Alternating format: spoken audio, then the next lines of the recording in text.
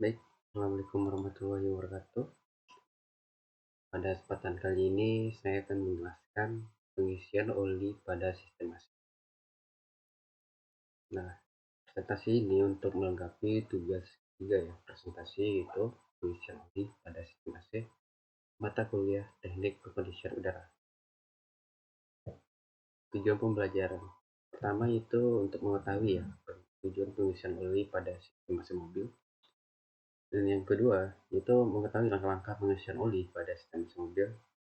Yang ketiga, menjelaskan tujuan pengisian refrigeran pada sistem AC dan mampu mengetahui langkah-langkah pengisian refrigeran.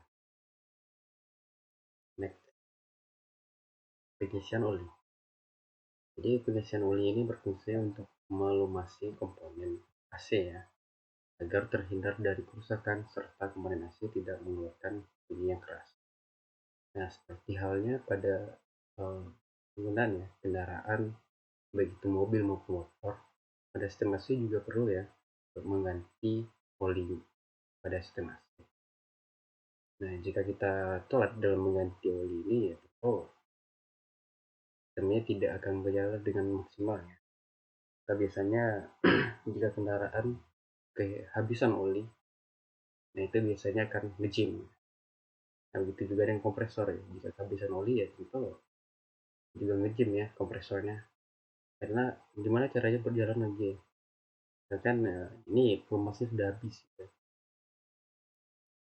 Jadi tujuan pengisian oli ini sama ya, tidak berbeda dengan kendaraan ya. Untuk mencegah terjadinya kerusakan komponen. Oke.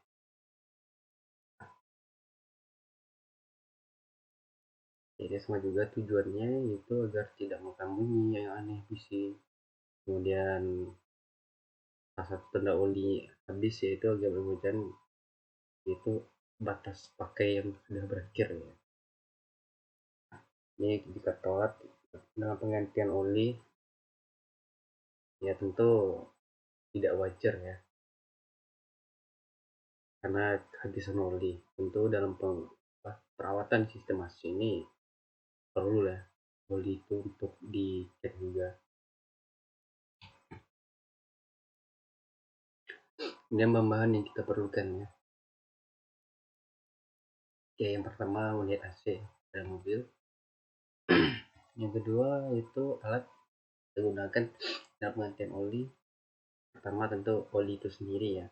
Nah, untuk setiap AC itu memiliki tingkat kekentalan oli yang berbeda ya. Maka perlu ikuti panduan ya pada manual book ya. Apa sih oli untuk kendaraan tersebut. Apalagi dari tahun penggunaan AC itu makin modern gitu ya. Rata sudah menggunakan AC untuk mobil terbaru gitu. Dan juga selain menggunakan AC dingin gitu ya, ada juga pemanas gitu ya. Oke, selanjutnya komponen selanjutnya itu manifold gauge ya. Nah, manifold gauge dalam pengisian oli ini sama juga dengan pompa kuman dan pengisian refrigeran ya. Manifold gauge ini sangat berguna gitu dalam proses pengisian oli ya, pompa kuman dan juga pengisian refrigerannya. Kemudian selanjutnya itu refrigeran. Karena nanti setelahnya kita juga akan belajar bagaimana cara pengisian sejarah. Oke, selanjutnya itu gelas ukur. Nah, gelas ukur ini untuk mengukur ya takaran oli. Nah, berapa takarannya nanti ya nanti kita akan bahas takarannya. Selanjutnya itu majun dan rak, dan juga tak lupa toolset ya. Oke, keselamatan kerja dalam penggantian AC itu tidak bercanda ya. Saat praktek, gunakan alat sesuai dengan fungsinya dan bekerjalah sesuai dengan prosedur. Oke, untuk langkah kerja dalam pengisian oli pada kompresor. Yang pertama itu manifold gauge, pastikan ya atau height dan low-nya itu masih terkunci ya. Nah, kemudian pasangkan ya selang berwarna merah atau H ya, ke service valve discharge atau D pada kompresor, dan juga selang berwarna biru itu atau low ya, itu dipasangkan ke service valve suction atau S. Itu biasanya kalau untuk katupnya itu berdekatan ya di kompresor. Kita hanya perlu mencari lambangnya D dan mana S. Kemudian yang ketiga, masukkan oli pada gelas ukur sesuai dengan takaran. Nah, untuk takarannya sendiri bisa kita lihat ya. Sama untuk kondensor, evaporator, receiver dryer, dan pipa. Oke, selanjutnya itu kemudian pasangkan selang yang berwarna kuning pada service cantep ya, pada tabung refrigeran.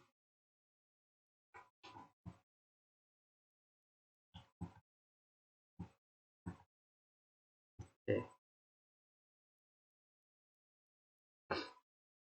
Nah, hal itu perlu agar cairan ini salah ya.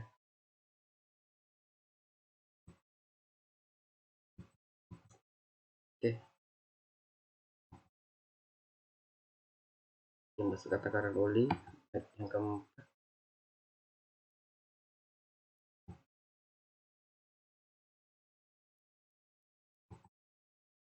Oke, yang kedua pasangan selang pada tabungnya. Kemudian ini sebenarnya salah ya, ini cara kerja dari refrigeran ya, kena bentrok.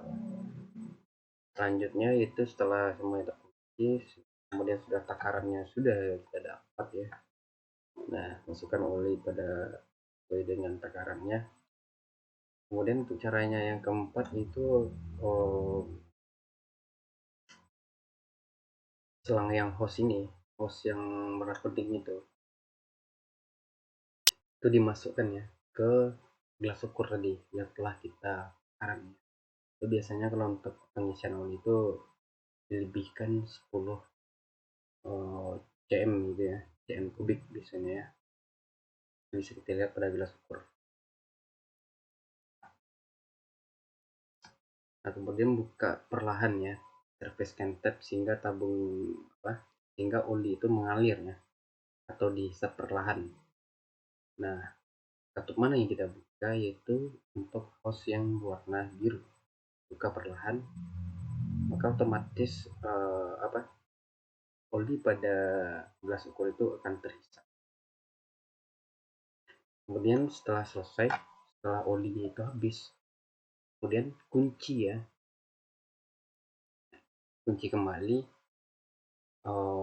selang atau katup dari selang warna biru, sehingga oli tadi tidak sudah habis.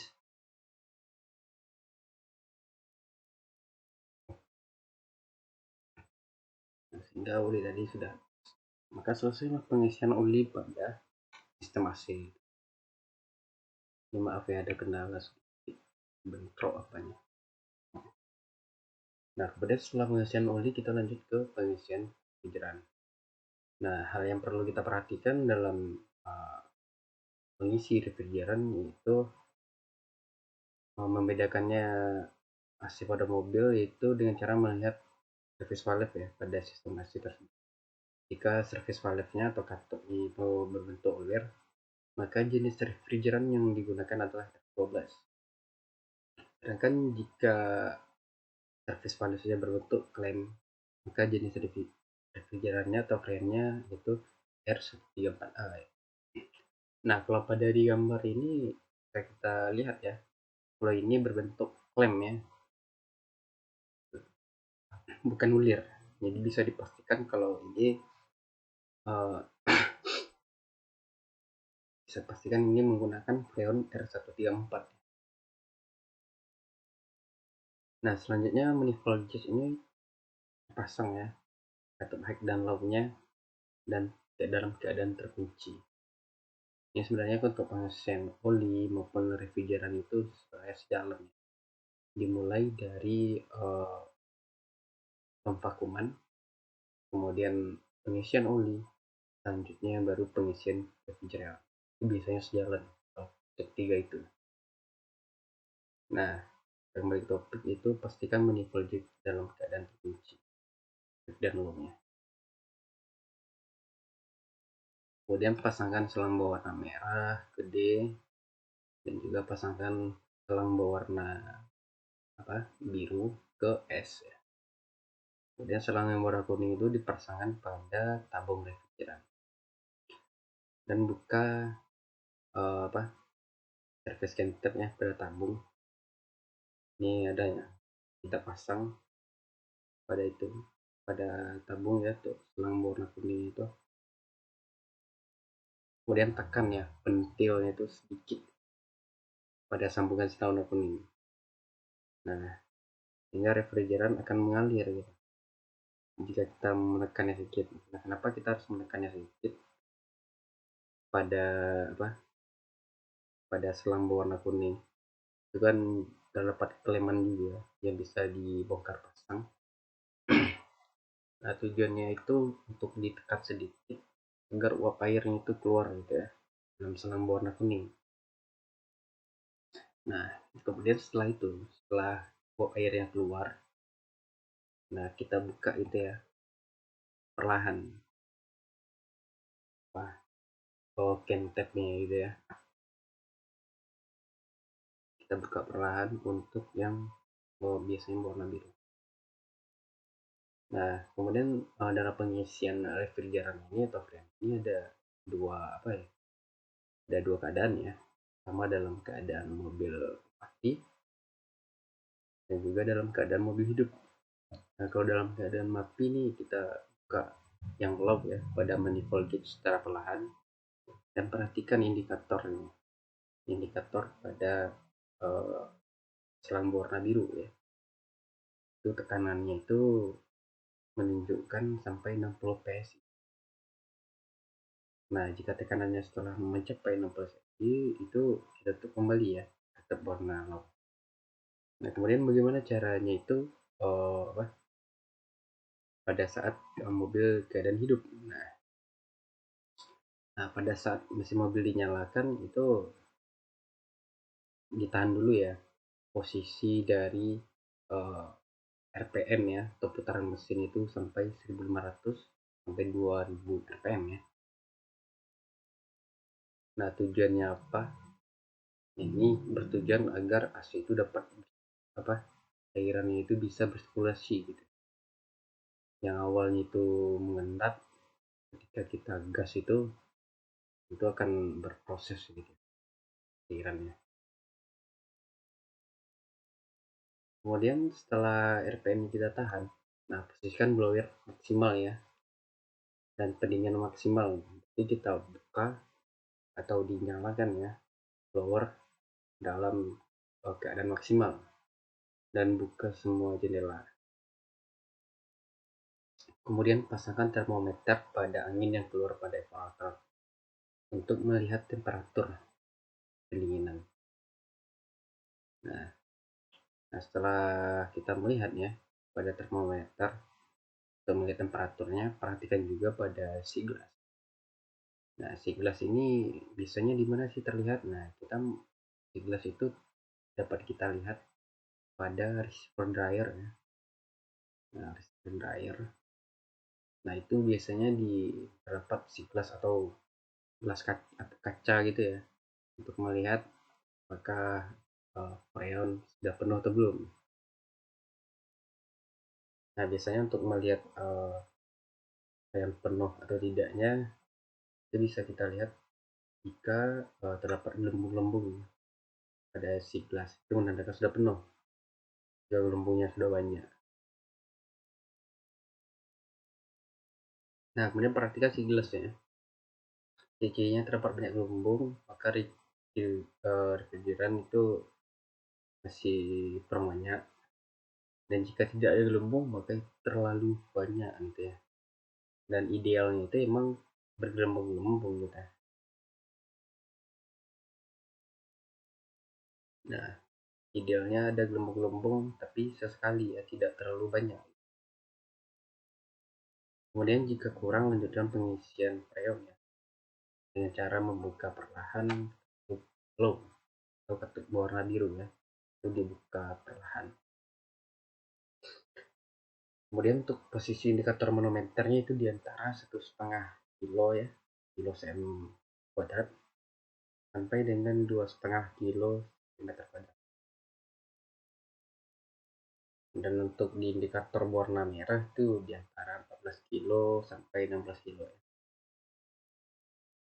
Nah, kemudian hal yang kita perhatikan ya dalam pengisian refrigeran ini itu tidak membuka ya katup berwarna merah atau selang bertekanan tinggi. Nah, kenapa tidak boleh dibuka? Ya karena di sini untuk merah ini emang salurannya itu untuk tekanan tinggi gitu. Dan hanya boleh dibuka itu ketika eh, kita melakukan pemvakuman. Oke, baik itulah cara kerja dari sistem pengisian oli dan juga pengisian freon pada sistem AC.